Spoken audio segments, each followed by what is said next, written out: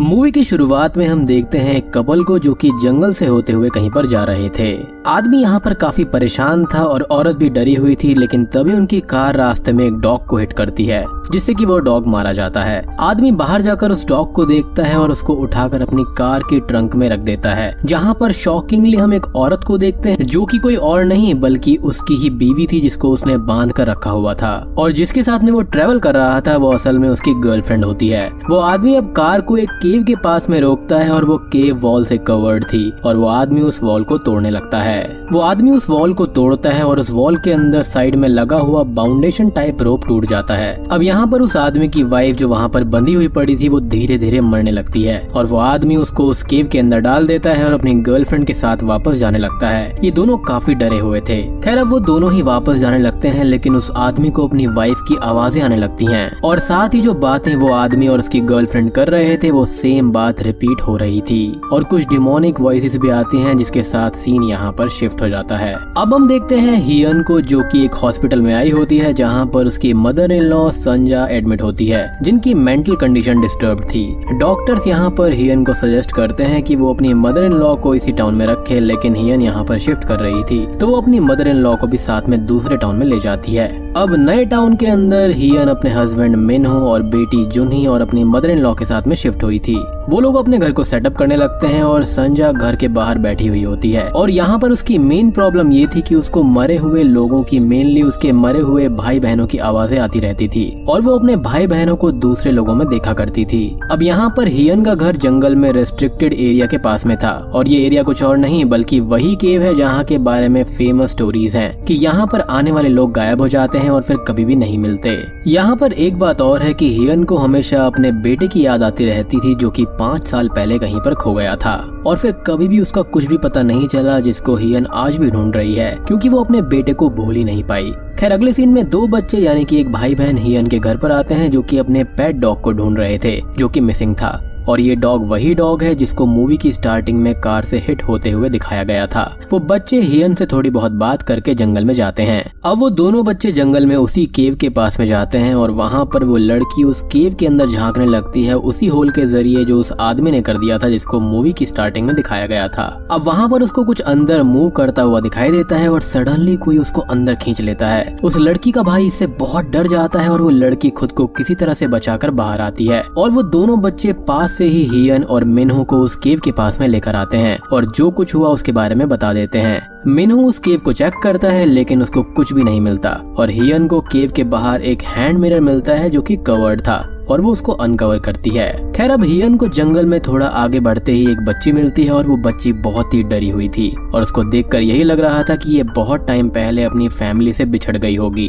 खैर हियन अब मिनहो को उस बच्ची को दिखाती है और वो दोनों उस बच्ची से बात करने की कोशिश करते हैं कि तभी केव के पास से उन दोनों बच्चों की आवाजें आती हैं और वो दोनों ही उस बच्ची को वहीं पर छोड़कर केव के पास में जाने लगते हैं। हालांकि यहाँ पर वो बच्ची हियन को उस केव के अंदर जाने से रोकती है लेकिन वो नहीं रुकती। खैर मिनहो फिर से केव के अंदर चेक करता है और उसको वहाँ पर एक लॉक डोर मिलता है जिसको ओपन करते ही वहाँ पर एक लड़की बाहर आती है और थोड़े ही टाइम में मारी जाती है। खैर अब अगले सीन में पुलिस वहाँ पर आती है और वो लोग उस लड़की की लाश के ऊपर इन्वेस्टिगेशन करने लगते हैं और केव की छानबीन करते हैं। पुलिस ऑफिसर्स को केव के सामान के अंदर एक फोटो भी मिलती है जिसमें हम एक आदमी के साथ में उसी बच्ची को देख पाते हैं जो कि कुछ टाइम पहले हियन को मिली थी। अब पुलिस ऑफिसर्स हियन और मिनहो से थोड़ी बहुत पूछताछ करते हैं जहां पर हियन उनसे अच्छे से बात नहीं करती क्योंकि अपने बेटे को खोने के बाद में उसका पुलिस से भरोसा उठ गया था और वो अपने घर पर चली जाती है। अब रात को हियन घर पर कुछ काम कर रही होती है कि तभी उसके मेन डोर पर वही बच्ची आती है जो कि उसको जंगल में मिली थी और हियन उस बच्ची को घर के अंदर लेकर आती है।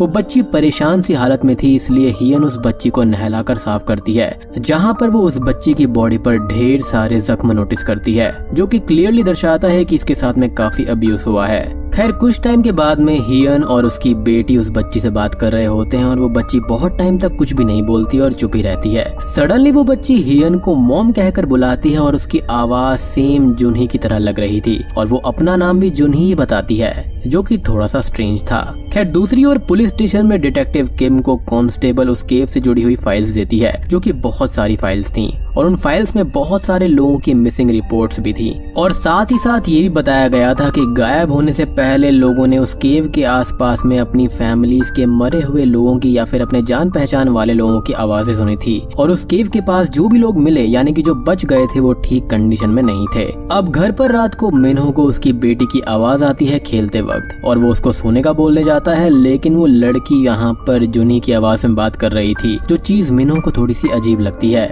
यानी कि वही लड़की जो कि इनको जंगल से मिली थी। खैर अगली सुबह मिन्हो और हियन जागते हैं तो उनकी आंखें उनको थोड़ी सी अजीब लगती हैं, जैसे कि उनकी आंखों में इन्फेक्शन सा हो गया हो, और वो लोग इस चीज को इग्नोर कर देते हैं। अब उन दोनों को ही घर के बाहर से कुछ आहट सुनाई देती है और वो दोनों बाहर देखने जाते हैं तो वहाँ पर एक ब्लाइंड लेडी थी जो कि उनसे ये बोलती है कि वो केव ओपन हो चुकी है और वो लेडी अब मरे हुए लोगों की आवाज सुन पा रही है और हियन अपनी फैमिली के साथ में यहाँ से चली जाए, जो बात ऑब्वियसली हियन और मिन्हो को समझ में नहीं आती। अगले सीन में पुलिस स्टेशन में डिटेक्टिव किम चॉय से मिलते हैं और चॉय को हमने मूवी की स्टार्टिंग में देखा था जिसने अपनी वाइफ को केव में फेंक दिया था। अब चॉय की बात करें तो उसकी हालत काफी खराब थी और डिटेक्टिव उससे ये बोलते हैं कि चॉय की कार उस केव के पास में मिली है और वो लेडी चॉय से कैसे कनेक्टेड है। अब यहाँ पर एक स्ट्रेंज बात ये थी कि चॉय को दिखाई भी कम देने लगा था और वो बोलता है कि उसको कुछ भी नहीं पता और वो घर जाता है। घर पर चॉय को अपनी वाइफ की आवाजें सब जगह से आती हैं और उसको मिरर के अंदर से तड़पती हुई शैडो दिखाई देती है, जिससे कि चॉय बहुत ही ज्यादा डर जाता है। यानी कि उसको मिरर के अंदर से दो हाथ दिखाई देते हैं जो कि उसकी मदद मांग रहे थे।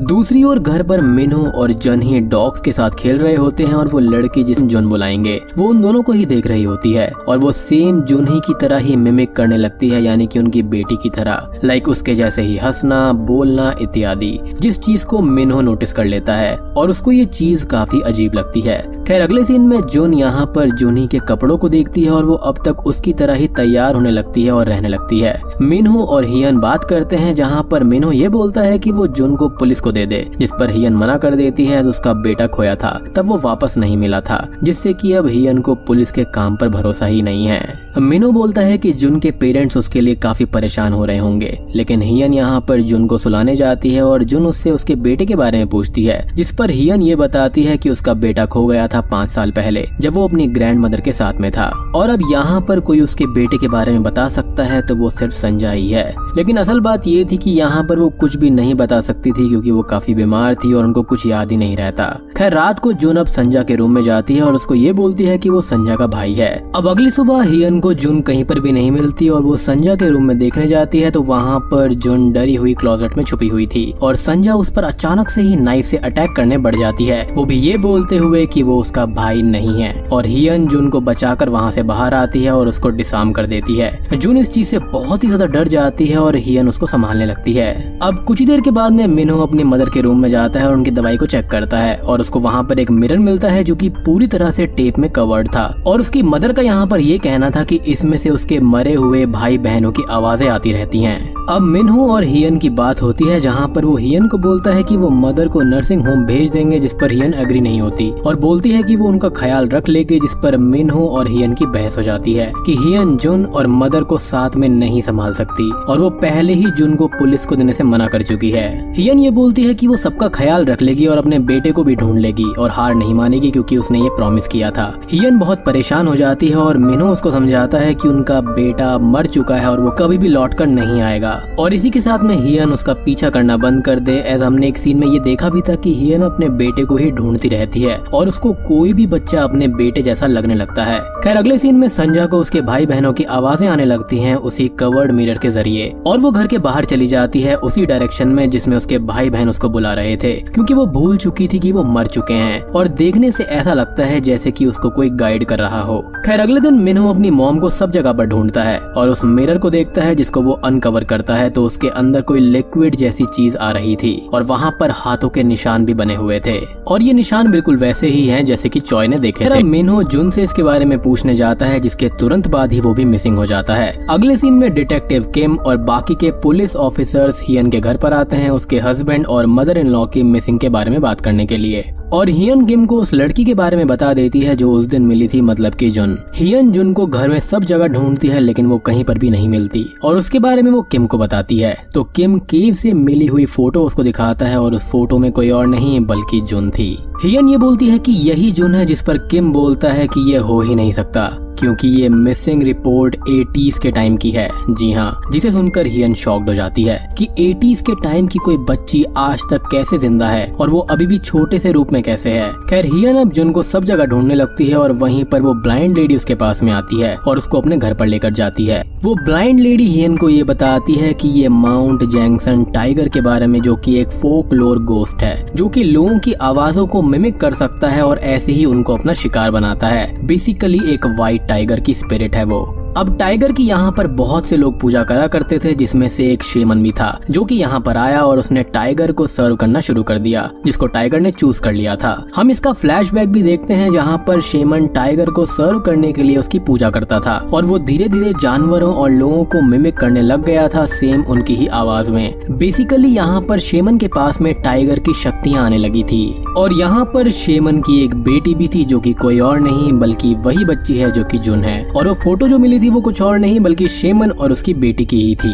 खैर यहाँ पर जो शेमन की बेटी थी वो अपनी माँ को हमेशा याद करती रहती थी और शेमन उसको काफी अब्यूज किया करता था। तो यहाँ पर जो भी अब्यूज के निशान थे वो शेमन के द्वारा ही दिए गए थे। खैर एक दिन शेमन ने टाइगर के लिए एक रिचुअल किया जहाँ पर उसको एक स्ट्रॉन्ग एनर्जी की जरूरत थी, क्योंकि अब टाइगर की जो स्पिरिट थी वो शेमन के ब्लड से थक चुका था और उसने अपनी बेटी को रिचुअल में यूज किया और उसे बड़े से पॉट में बंद करके अपने रिचुअल को कंप्लीट कर दिया एक मिरर के जरिए, जहाँ से टाइगर को समन किया जा सकता था। अब लेटर ऑन शॉकिंगली शेमन और उसकी बेटी गायब हो गए, जिनको फिर किसी ने भी नहीं देखा और तब से ही लोगों के ये गायब होने का सिलसिला चालू है, जो कि यहाँ पर इस केव में शुरू हुआ था। वो लेडी हियन को ये बताती है कि हियन उस बच्ची को अपना कोई भी राज या फिर दुख न बताए, जो कि वो ऑलरेडी बता चुकी है, क्योंकि वो बच्ची उसको हियन के खिलाफ यूज करेगी और उस बच्ची की किसी भी बात पर वो ट्रस्ट ना करे, क्योंकि वो हर किसी को उस केव की तरफ ही लुभाती है। यहाँ पर वो ब्लाइंड लेडी हियन को एक एंशिएंट रिंग देती है जिससे कि वो टाइगर से थोड़ी देर के लिए बच सकती है। खैर हियन अब अपने घर पर भागती है अपनी बेटी को बचाने के लिए और हम घर पर देखते हैं कि जुनही को हियन की आवाज आती है और जब वो वॉशरूम में जाती है तो वहाँ से वो शेमन मिरर से बाहर आ रहा था, क्योंकि उस ब्लाइंड लेडी ने ये बताया था कि जहाँ जहाँ पर ये बच्ची यानी कि जुन जाती है वहाँ पर ये शेमन भी जरूर आता है और ये यहाँ पर लोगों की स्पिरिट को अंदर से तोड़ते हैं, जिससे उनकी आंखों में इश्यूज होने लगते हैं। यानी कि जो लोग वहाँ से बच जाते हैं उनकी आंखों के अंदर कुछ इन्फेक्शन होता है और उनकी आंखें कमजोर होने लगती हैं। इवेंचुअली वो लोग ब्लाइंड हो जाते हैं, जिसका सिंपल मीनिंग है कि उनकी स्पिरिट यहाँ पर शेमन जो है वो डिवाइड कर रहा है, और वो भी अपने लिए और उस टाइगर स्पिरिट के लिए।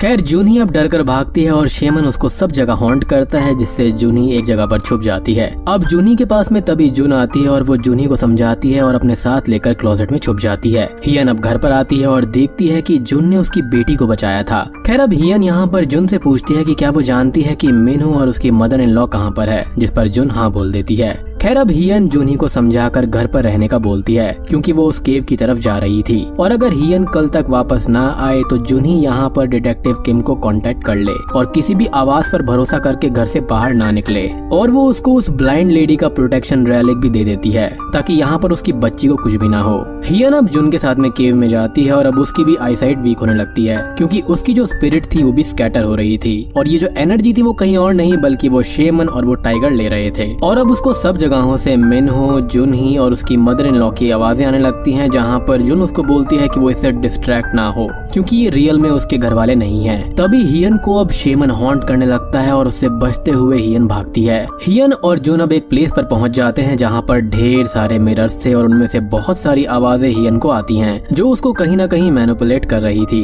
हियन अब खुद को संभालती है और आंख बंद कर लेती है और एक मिरर के पास में खड़ी हो जाती है जिसके अंदर से शेमन बाहर आने लगता है और वो मिनहो की आवाज में हियन से बात करता है और वो हियन को उस मिरर वर्ल्ड के अंदर खींचने लगता है, लेकिन तभी मिनहो वहाँ पर आ जाता है और वो मिरर पर जोर जोर से वार करता है जिससे कि वो मिरर और वहाँ पे रखे हुए बाकी मिरर क्रैक होने लगते हैं। अब यहाँ पर मिनहो की आई साइट पूरी तरह से जा चुकी थी और वो हियन को अपने साथ केव से बाहर ले जाने लगता है, लेकिन जुन हियन को रुकने का बोलती है क्योंकि यहाँ पर उसने प्रॉमिस किया था कि वो हमेशा उसके साथ में रहेगी, जिसके चलते यहाँ पर जुन रोने लगती है, लेकिन मिनहो हियन को समझाकर बाहर ले जाने लगता है। अब शेमन उनको फिर से हॉन्ट करता है लेकिन वो लोग बाहर जाने लगते हैं, लेकिन तभी हियन को अपने बेटे की आवाज सुनाई देती है और उसका बेटा उसको बुला रहा था, जो कि रियल नहीं था, वो इसी केव का भ्रम था, यानी कि वो शेमन और टाइगर स्पिरिट का। हियन अपने बेटे के लिए बहुत ही दुखी हो जाती है और केव के अंदर चली जाती है, जहाँ पर उसकी भी आईसाइट जा चुकी थी और वो जुन को अपना बेटा समझ लेती है और जुन उसको केव के और भी अंदर ले जाती है। मिनू अब केव से बाहर निकाल आता है और वहाँ पर अब तक डिटेक्टिव किम आ चुका था, जिसको किसी और ने नहीं बल्कि यहाँ पर हियन नहीं बुलाया था, क्योंकि हियन को यहाँ पर टाइगर होल से ऊपर चढ़ते टाइम किम का फोन आया था, जिसको उसने बताया था कि वो कहाँ पर है, लेकिन तभी उसको वहाँ पर आकर उस शेमन ने डरा दिया था। खैर डिटेक्टिव किम के वहाँ पर आने का कोई भी फायदा नहीं होता और अब तक बहुत देर हो चुकी थी और यहाँ पर किम भी ये जान चुका था कि जितने भी लोग गायब होते हैं उनको वही लड़की यानी कि जुन दिखाई देती है और हियन केव के अंदर बहुत ही दूर चली गई थी और गायब हो गई थी। और मूवी के आखिरी सीन में उस केव को पूरी तरह से ढक दिया जाता है और सील कर दिया जाता है और हम हियन और उसके बेटे की बातें सुन पाते हैं। ये मूवी यहीं पर खत्म हो जाती है। तो दोस्तों ये थी द मिमिक 2017 मूवी की कहानी। उम्मीद करता हूँ कि आपको ये मूवी पसंद आई होगी। तो वीडियो पसंद आई हो तो लाइक कर देना, चैनल पर नए हैं तो सब्सक्राइब कर लीजिए।